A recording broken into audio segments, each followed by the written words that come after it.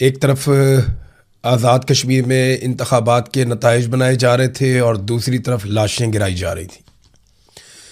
ये हम मकबूजा कश्मीर के बारे में हमेशा ख़बरों में सुनते आए थे कि इलेक्शन हुआ मकबूजा कश्मीर में और लाशें गिरा दी गईं। हमने आज आज़ाद कश्मीर में वही सारा कुछ होते हुए देखा। पाकिस्तान के मौजूदा रजीम ने आसिम मुनीर साहब की क़ियादत में आज़ाद कश्मीर में एक मरतबा फिर लाशें गिरा दी। PMLN ने और पीपल्स पार्टी ने इसमें सहूलतकारी की है और बड़े पैमाने पर लाशें गिराई गई हैं। जो बंदरबांट सीटों की की गई उसमें क्योंकि अवाम ने दिलचस्पी ली नहीं, लोग निकले नहीं वोट डालने के लिए। अब वो जो बैग इन्होंने पहले से भर के रखे हुए थे उन्हीं की गिनती शिनती करके इन्होंने नताइज जारी कर दिए हैं। जो वोटिंग टर्नआउट था वो तो जो लोग वहाँ कवरेज करते सारा दिन, उन्होंने कहा 10% भी हमें नहीं लगता। लेकिन अगर हम बहुत भी बढ़ा के बयान करें तो हम 15% कह सकते हैं। इससे ज़्यादा लोगों ने निकल के पोलिंग स्टेशन तक आने की जहमत ही नहीं की। तो अवामी सतह पे तो मुकम्मल तौर पे एक बाइकॉट नज़र आया जो आज़ाद कश्मीर में इलेक्शन हुआ। लोगों ने उसमें दिलचस्पी नहीं ली। मिलिट्री एस्टेब्लिशमेंट का तैयार करदा इलेक्शन था और उन्होंने इसको 3 मराहिल में करने का फ़ैसला किया। लोगों ने ज़रा भी दिलचस्पी नहीं दिखाई। नताइज के लिए जो सहाफ़ी जा रहे थे RO के दफातर में, या वो चाह रहे थे कि नताइज उनके सामने बने, उन सहाफ़ियों को जाने से रोक दिया गया और रुकावटें डाली गईं। फिर उसके बाद अपनी मर्ज़ी के नताइज बनाए गए। अब तक की इतला के मुताबिक नून लीग और पीपल्स पार्टी में सीटें बांटी गई हैं।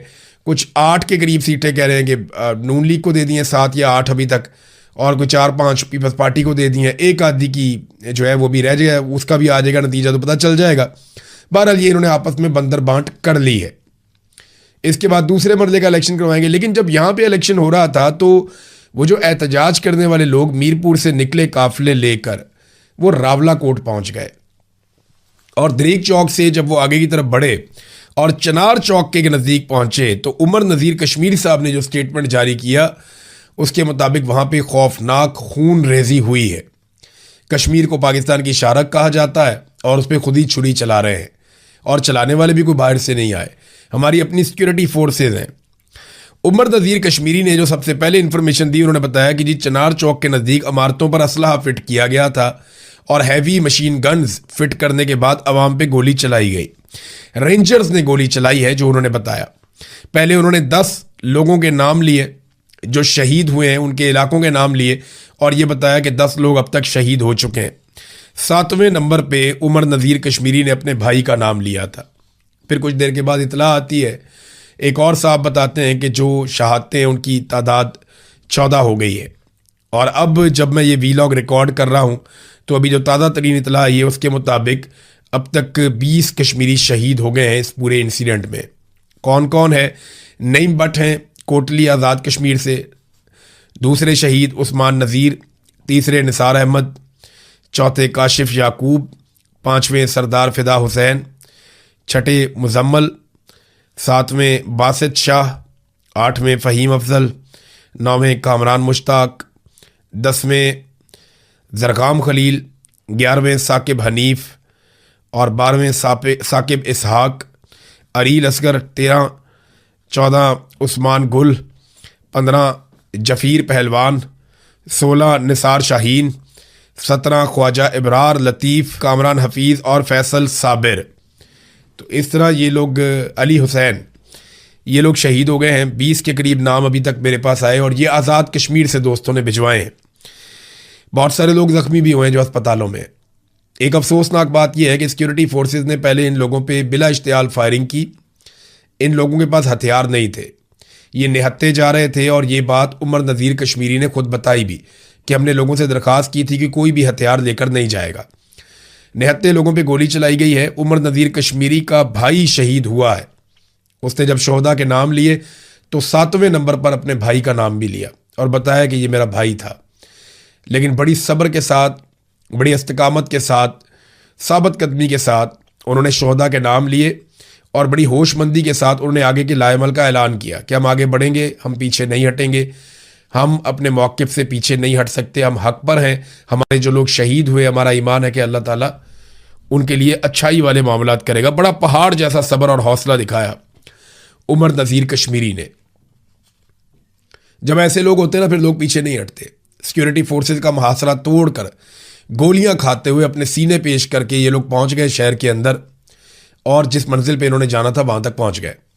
अब आगे का फासला ये लोग पैदल तय करेंगे। वजह यह है कि गाड़ियां इनकी रोक दी गई हैं, तबाह कर दी गई हैं और इनको गाड़ियों की सहूलत भी उस तरह मुयसर नहीं है। तो अब कश्मीरी बड़े पैमाने पर पैदल मार्च करेंगे और इसमें उनको 4 दिन भी लग सकते हैं, 5 भी दिन लग सकते हैं मुजफ्फराबाद जाने में। तो कश्मीरियों के लिए एक बहुत बड़ी रिस्पॉन्सिबिलिटी और एक बहुत बड़ी तहरीक ये बन चुकी है।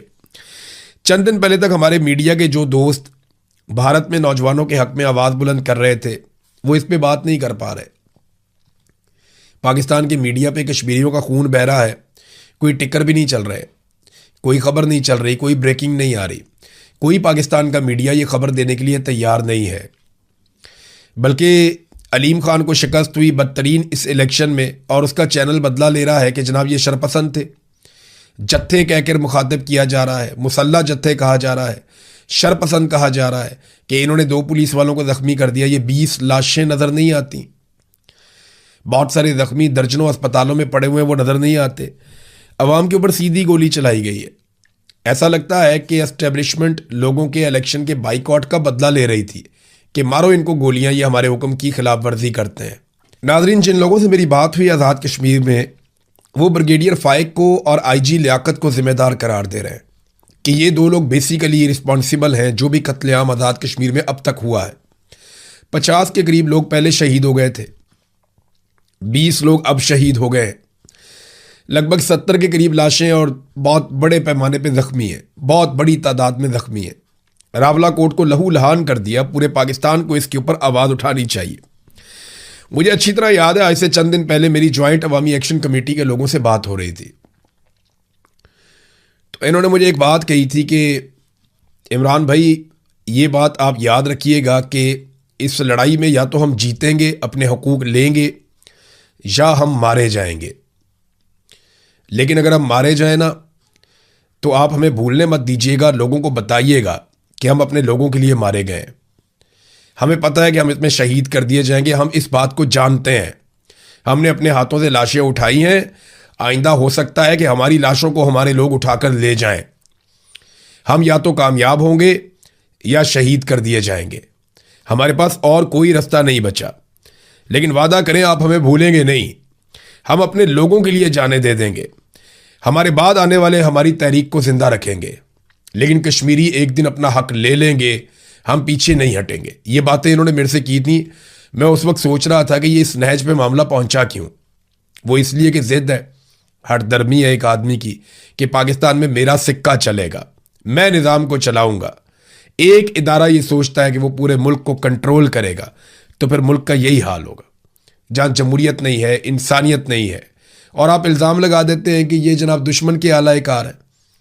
कभी कहते हैं राह के एजेंट हैं।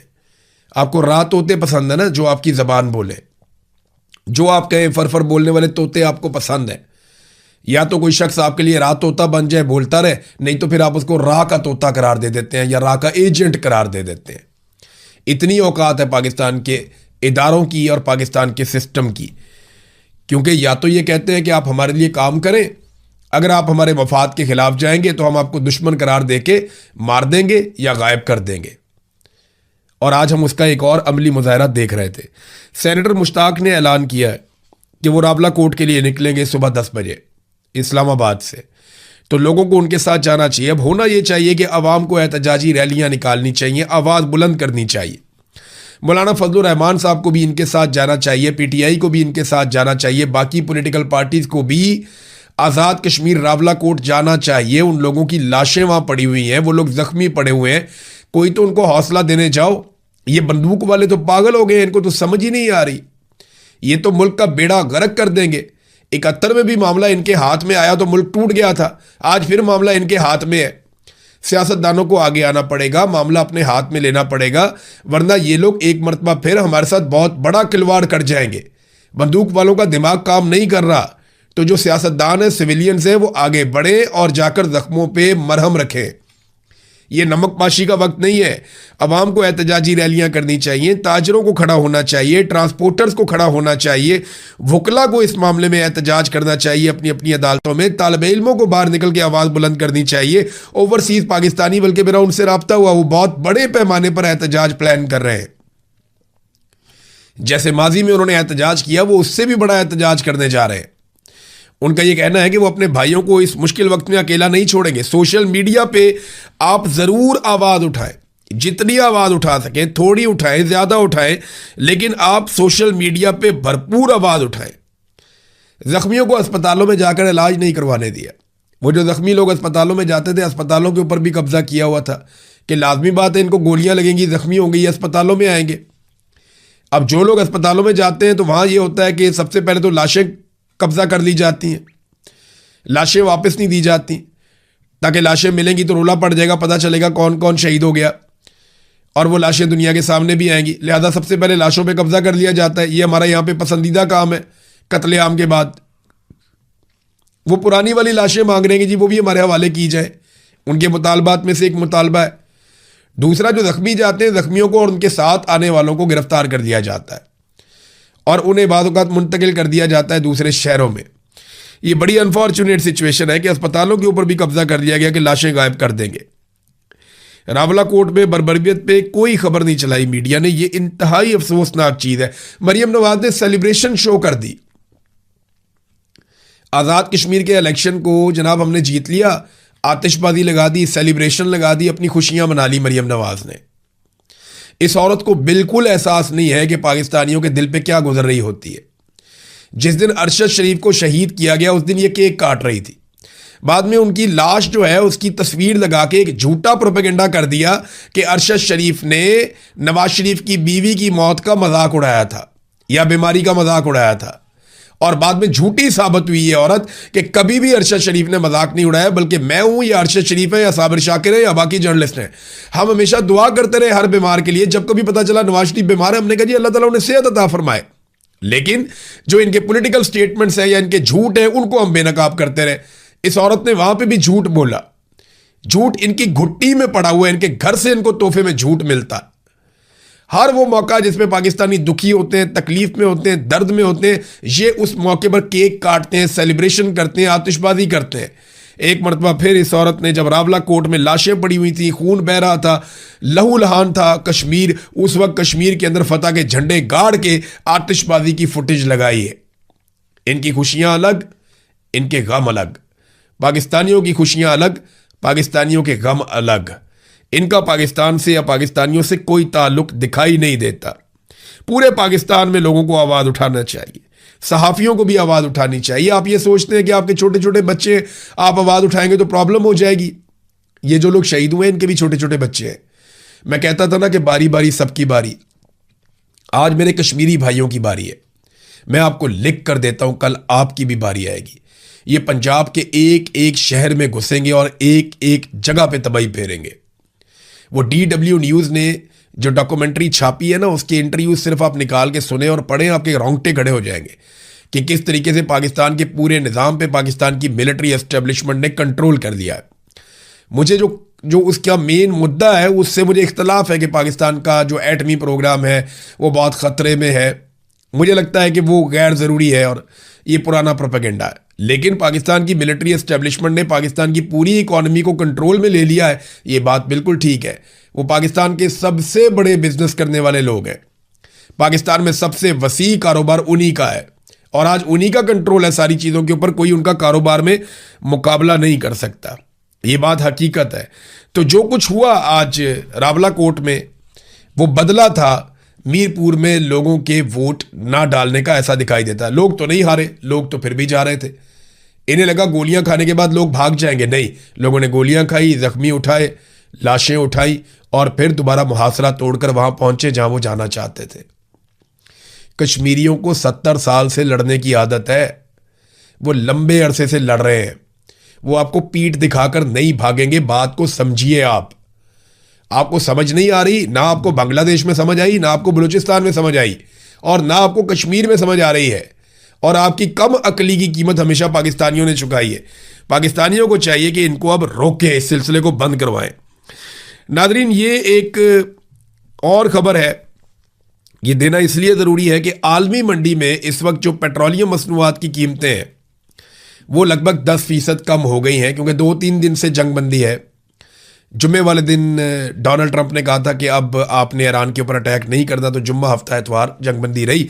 तो अब जब नई कीमतें आई हैं वीकेंड के बाद, तो 10% तक कीमतें गिर गई पेट्रोलियम मसनूआत की।